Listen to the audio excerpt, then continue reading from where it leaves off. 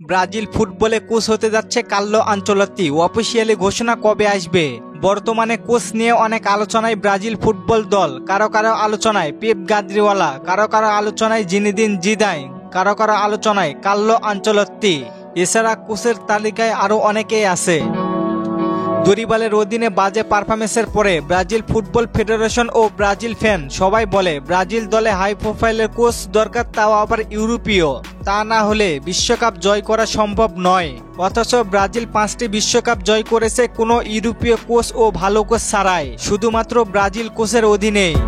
5টি বিশ্বকাপ, 9টি Copa America, 4টি কনফেডারেশনের কাপের অধিকাংশ জিতেছে প্লেয়ারদের পারফরমেন্সের উপরে। ব্রাজিলই একমাত্র দল যারা কিনা প্লেয়ারদের পারফরমেন্স দিয়ে জিতেছে।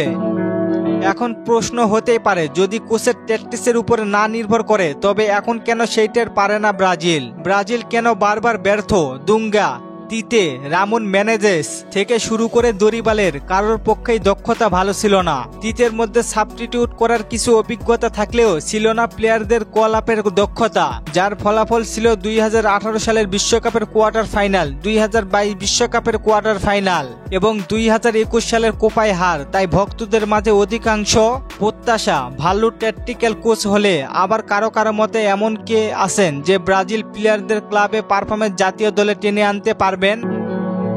এমন কোচ চাইলে ব্রাজিল থেকে খুঁজে পাওয়া অনেক কঠিন, তবে ইউরোপে খুঁজলে পাওয়া যাবে। সেটা আর কেউ নয়, অনায়াসে বলা যায় কার্লো আনচেলত্তি।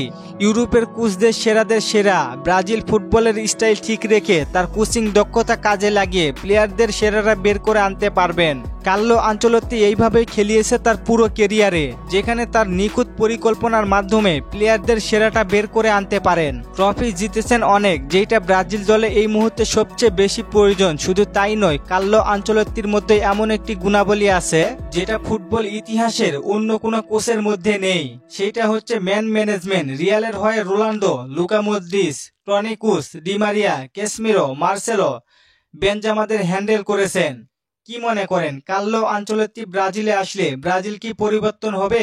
জানিয়ে দিন কমেন্ট করে। আর ফুটবলকে নিয়ে নতুন কোনো প্রশ্ন থাকলে করতে পারেন, পরবর্তী ভিডিওতে রিপ্লাই করব।